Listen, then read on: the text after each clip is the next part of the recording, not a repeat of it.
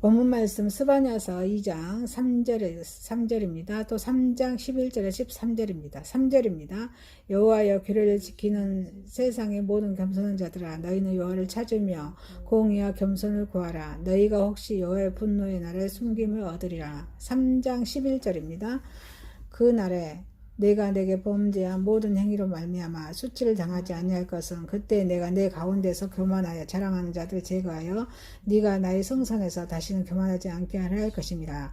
내가 공고하고 가난한 백성을 내 가운데 남겨두리니 그들이 여호와의 이름을 의탁하여 보호를 받을지라. 이스라엘의 남은 자는 악을 행하지 아니하며 거짓을 말하지 아니하며 입에 거짓된 혀가 없으며 먹고 놓을지라도 그들을 두렵게 할 자가 없으리라. 마태복음 5장입니다. 마태복음 5장 1절에서 12절입니다.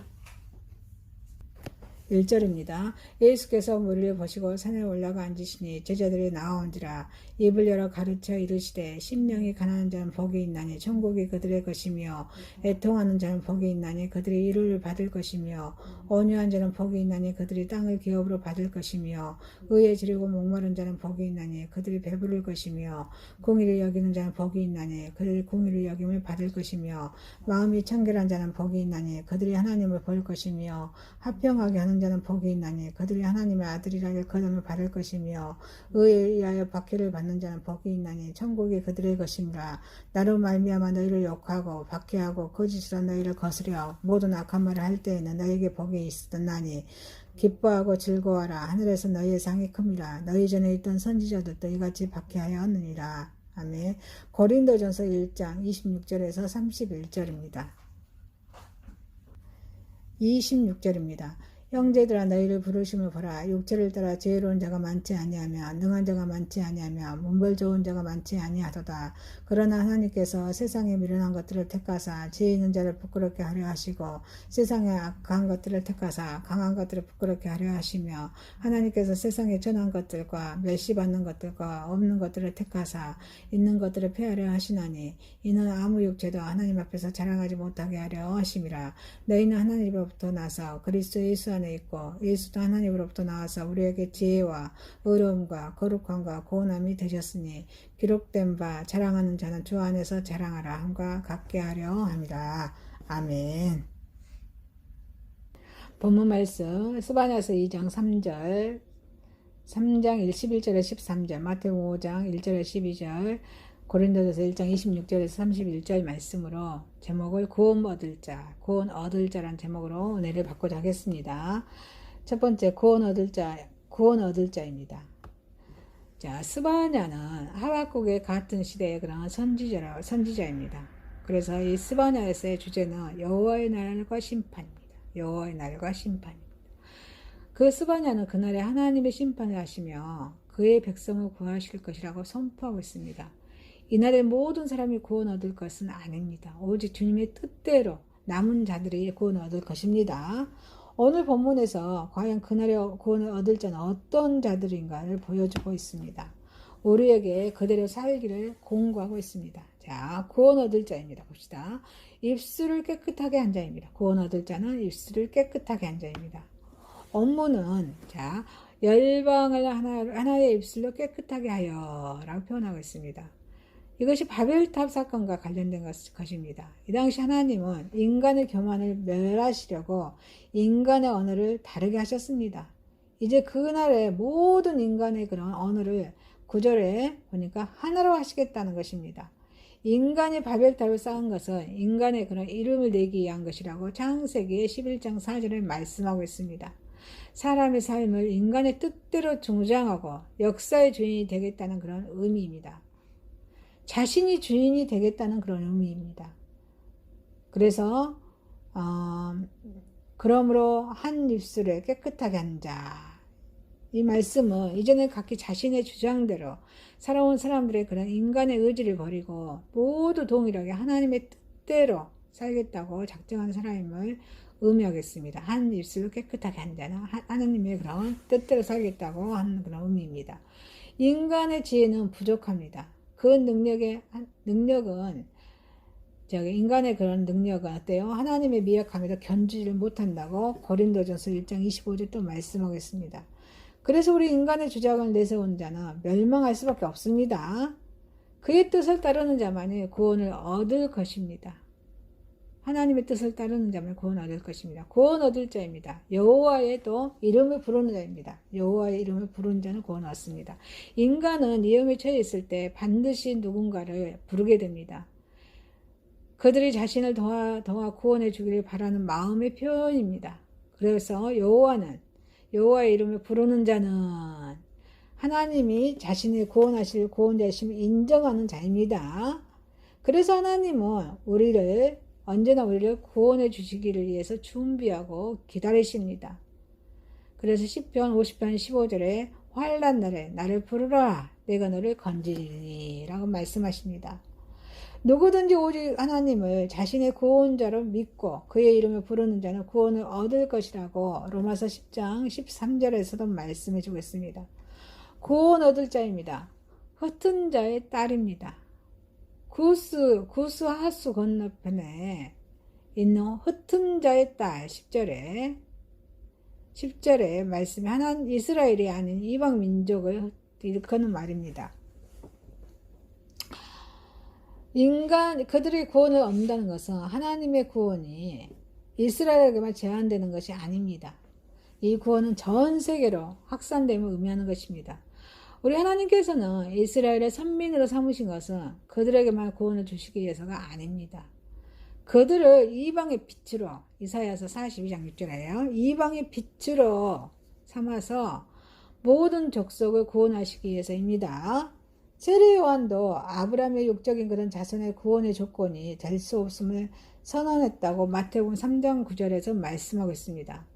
구원에 있어서 이제 육적인 모든 조건은 철폐되었습니다. 그래서 구원에 있어서 공로를 쌓으려는 어떤 노력도 어떤 그런 선행도 어리석은 것입니다. 오직 의인은 어때요? 믿음으로 인해서 영원한 생명을 얻는다고 하박국서 2장 4절에 말씀하고 있습니다. 구원 얻을 자입니다. 교만하여서 자랑하지 않는 자입니다. 세상의 모든 죄의 근원은 교만입니다. 죄의 주동자인 마귀는 하나님같이 데려다가 쫓겨났다고 이사야서 14장 12절에 말씀하고 있습니다. 또 온 죄의 주인공인 아담도 하나님과 같이 지혜로워지려다가 타락하게 되었다고 창세기 3장 5절에 말씀하고 있습니다. 하나님은 교만한 자를 가장 싫어하십니다. 스스로 높아지려는 자를 낮게 하신다고 마태복음 23장 12절에 말씀하고 있습니다. 나아가 구원에서도 아예 제외시켜 버리십니다. 그러므로 하나님의 백성은 주 앞에서 자신은 죄인이며 무능한 피조임을 고백하고 겸손히 엎드려야 될 줄 믿습니다. 이것이 피조물로서 당연한 자세입니다.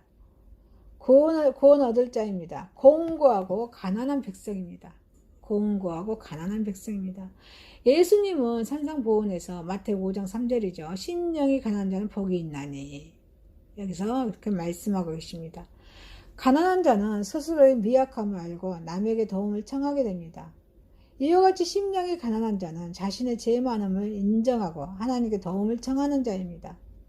이 스바냐는 이들의 하나님의 이름을 의탁함으로써 보호를 받을 것이라고 12절에 말씀하고 있습니다. 이같이 세상은 인간을 능히 도울 능력이 없음을 인정합니다.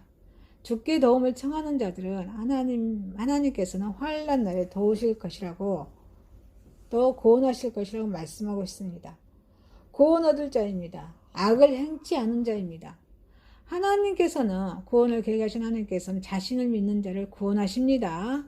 그런데 이 믿음이라 하나님에 대한 신뢰의 그런 언어적인 표현만으로 이루어지는 것이 아닙니다. 믿음이라는 것은 믿음의 대상에 대한 전적인 신뢰에 따른 행위가 따라야 될 줄 믿습니다. 하나님을 믿는 자들은 하나님께서 요구하시는 말씀을 순종함으로써 그들의 믿음을 인정하는 자입니다. 바로 그 순종함이란 공의의 하나님께서 주시는 악을 버리고 선을 행하는 것입니다.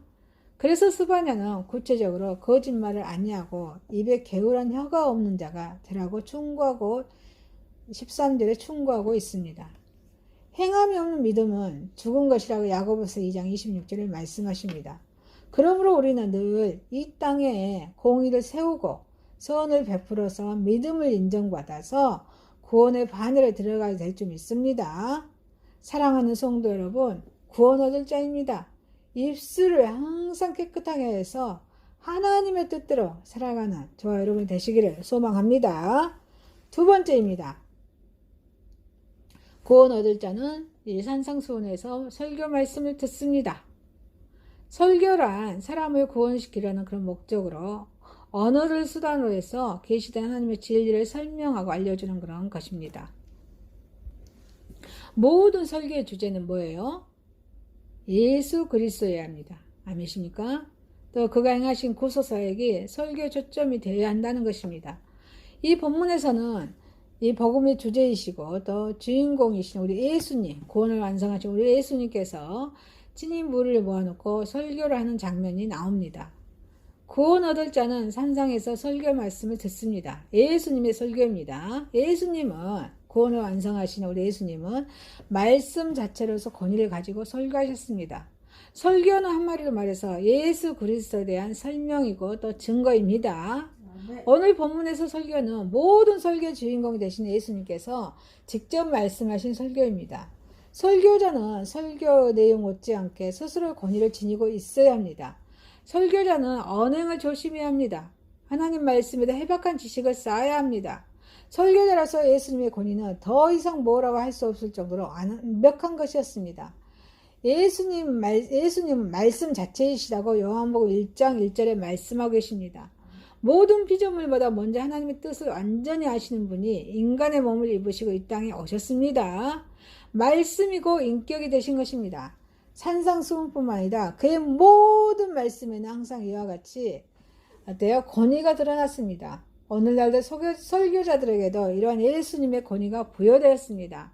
그래서 마태복음 28장 20절에 내가 너에게 분부한 모든 것을 가르쳐 지키라. 하라. 볼지어다. 내가 세상 끝날까지 너희와 항상 함께 있으리라 하시니라.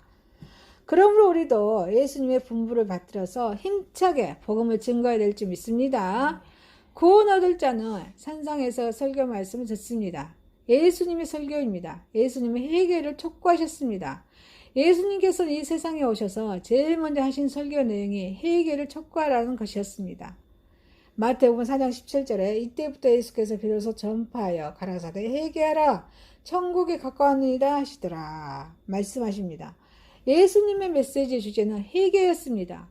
회개는 구원에 이르는 관문입니다. 회개는 돌아서는 것입니다. 방향을 바꾸는 것입니다 하는 뜻을 가지고 있습니다. 세상을 바라보는 자리에서 방향을 바꿔서 하나님을 바라보는 것입니다. 죄악의 자리에서 몸을 돌이켜서 십자가로 향하는 것입니다. 회개의 그런 눈물처럼 아름다운 것은 없습니다. 예수님께서는 지금도 우리에게 말씀하고 계십니다. 회개하라! 천국이 가까웠느니라!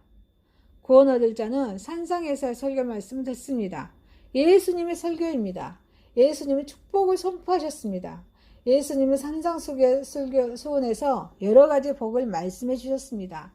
사람은 모두 복을 추구합니다. 복 받기를 싫어하는 사람은 아마도 한 명도 없을 것입니다. 그러나 인간이 추구하는 복은 그것이 지나치면 복이 도리어 화가 되는 경우가 있습니다. 그러나 하나님께서 주시는 복은 그렇지 않습니다. 진정한 복이란 바로 하나님의 축복을 말합니다. 그래서 그러한 복을 가장 크고도 영원한 뜻으로 지복이라고 하는 것입니다. 우리는 모두 예수님의 뜻을 받들어서 하나님의 지복을 누리는 저와 여러분이 되어야 될 줄 믿습니다. 구원 얻을 자는 산상에서 설교 말씀을 듣습니다. 산에서 행한 설교입니다. 산은 하나님의 말씀과 관계가 있습니다. 예수님은 산에서 설교하셨습니다. 산과 하나님의 말씀과 관계는 일찍이 모세가 시내산에서 하나님의 계명을 받아서 시작되었습니다. 율법의 완성자로 오신 구원의 완성자로 오신 우리 예수님께서 설교를 산에서 하신 것은 그의 율법이 산에서 주어졌기 때문입니다. 이제 율법이 복음이 되어서 하나님의 백성들에게 선포되어졌습니다. 구원 얻을 자는 산상에서 설교의 말씀을 듣습니다. 산에서 행한 설교입니다. 설교는 특정한 장소에서만 행하는 것이 아님을 보여주었습니다. 구원을 완성하신 우리 예수님은 설교하기가 좋도록 모든 조건이 구비된 곳에서 설교하지 않으셨습니다. 그는 산에서 설교하셨습니다. 그 산은 거룩한 산, 유대인들이 거룩시 하는 그런 시온 산이 아니었습니다. 그저 평범한 산이었습니다. 유대인들은 율법을 지정한 거룩한 장소에서만 가르쳤습니다. 그러나 예수님은 어디서나 말씀을 선포하고 기도하였음을 보여주고 있음을 요한복음 4장 20절에서 24절 말씀해주고 있습니다. 아멘. 때를 얻든지 못 얻든지 장소가 어디 있는지 생각하지 말고 기도에 힘쓰면서 말씀을 전파하는 것이 우리의 의미일 줄 믿습니다. 아멘. 아멘. 구원 얻을 자는 산상에서 설교 말씀을 듣습니다. 설교를 받아들이는 자입니다. 예수님 앞으로 나아가야 될 줄 믿습니다. 아멘. 예수님께서 설교를 하시러 산에 올라가서 앉으시자 제자들이 예수님께 나왔습니다. 예수님 앞에 나온 사람들은 모두 그의 입에서 나오는 하나님의 말씀을 들었습니다. 아멘. 하나님의 말씀을 듣기 위해서 일단 예수님 앞에 나아가야 될 줄 믿습니다. 누가복음 10장 39절에 베다니의 마을의 마리아처럼 예수님의 발 아래 앉아서 그의 말씀을 듣는 저와 여러분이 되어야 될 줄 믿습니다. 아멘. 구원 얻을 자는 산상에서 설교 말씀을 듣습니다. 설교를 받아들이는 자입니다. 설교를 듣고서 그대로 행해야 될 줄 믿습니다. 아멘. 설교는 듣는 것만 끝나서는 안 될 줄 믿습니다. 아멘. 설교를 듣고도 그를 행하지 않는 사람은 산 믿음이 아닌 죽은 믿음이라고 야고보서 2장 26절에 말씀하고 있습니다. 예수님의 제자들은 예수님의 설교를 듣고 그대로 행한 그런 믿음의 사람들이었습니다.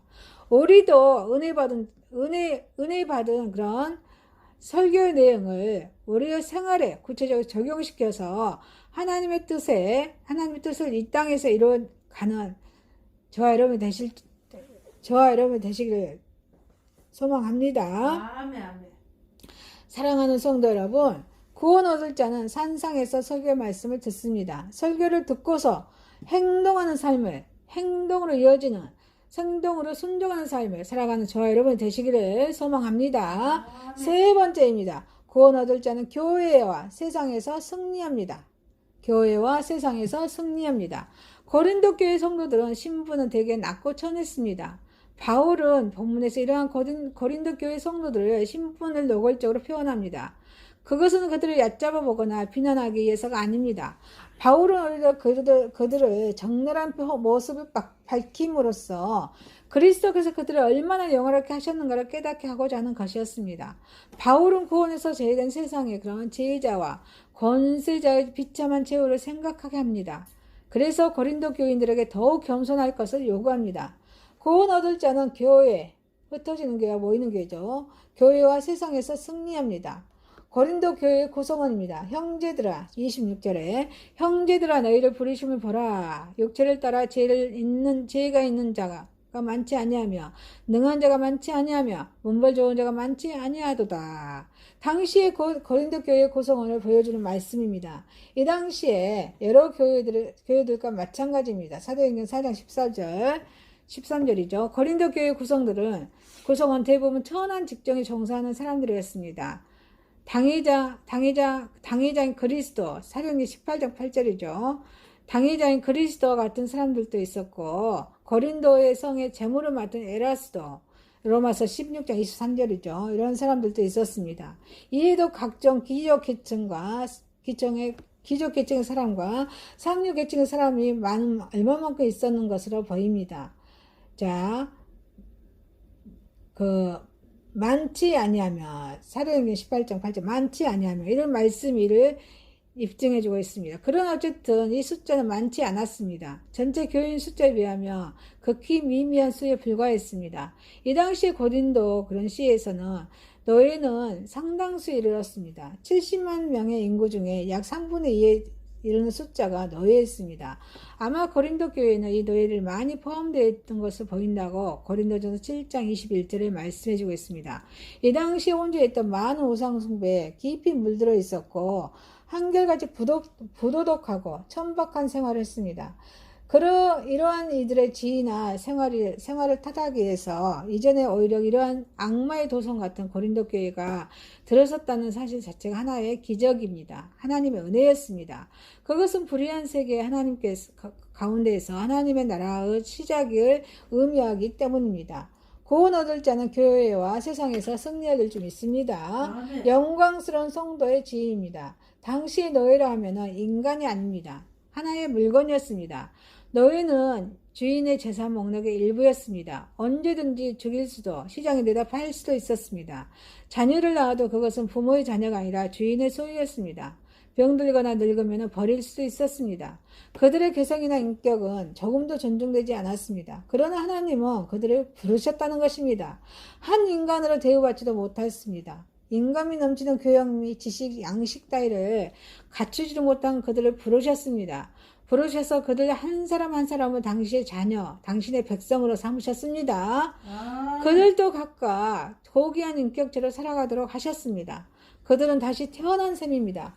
비로소 인간다운 인간이 된 이는 기독교만이 일으킬 수 있는 기적입니다. 하나님은 모든 인간을 애모나 구비조건에 관계없이 동일하게 대우하십니다. 구원 얻을 자는 교회와 세상에서 승리합니다. 버림받은 그런 세상입니다. 27, 28절에 그러나 하나님께서 세상에 미련한 것들을 택하사 있는 것들을 폐하려 하시나니 말씀하십니다. 세상의 지혜, 세상의 권세, 세상의 부귀는 인간적인 눈으로 볼 때 아름답습니다. 인간들은 모두 그것을 흠모합니다. 그러나 이 본문에 의하면 하나님은 그것을 버리신다고 합니다. 그들을 부끄럽게 하시고 폐하시려 하신다고 말합니다. 한마디로 거기에 아무런 가치를 두지 않으신다는 말씀입니다. 왜일까요? 거기에는 하나님이 없기 때문입니다. 하나님은 경외하고 의지하는 마음이 없기 때문입니다. 좀 더 진전시킨다면 그들은 이러한 세상적인 지혜와 권세, 부귀로 하나님을 멸시하고 대적하기 때문입니다. 그 이력으로 성도들을 유혹해서 믿음을 가두어가 버리기 때문입니다.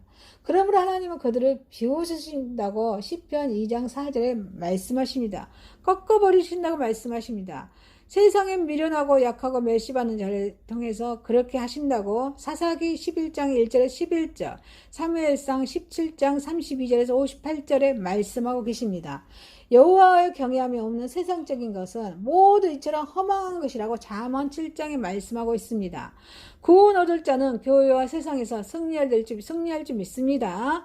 자랑치 못하는 인간의 육체입니다. 이는 29절에 이는 아무 육체라도 하나님 앞에서 자랑하지 못하게 하려 하심이라. 이제 바울은 논점을 확실히 했었습니다. 고린도 교인들은 하나님 앞에서 자랑할 만한 아무것도 가지지 못했습니다. 그들에게 있어서 변화를 가져온 것은 그들의 노력이나 공로가 아니었습니다. 그들은 철저히 하나님의 부르심에서 기인하였습니다. 하나님의 은혜, 하나님의 사랑, 하나님의 능력이 그들의 신분을 변화시켰습니다. 그들의 삶의 양태들을 변화시켰습니다. 한편 세상의 지혜자와 세상의 권세자와 가진 자 역시도 자랑할 것이 없습니다. 그들은 현재 부귀와 영화를 자랑했지만 영원에 견주어서 그것은 찰나에 지나지 않는다는 것입니다. 하나님의 말씀 성경 66권 성경은 너희 생명이 무엇이뇨? 너희가 잠깐 보이다가 없어진 안개니라. 야고보서 4장 14절에 말씀하십니다.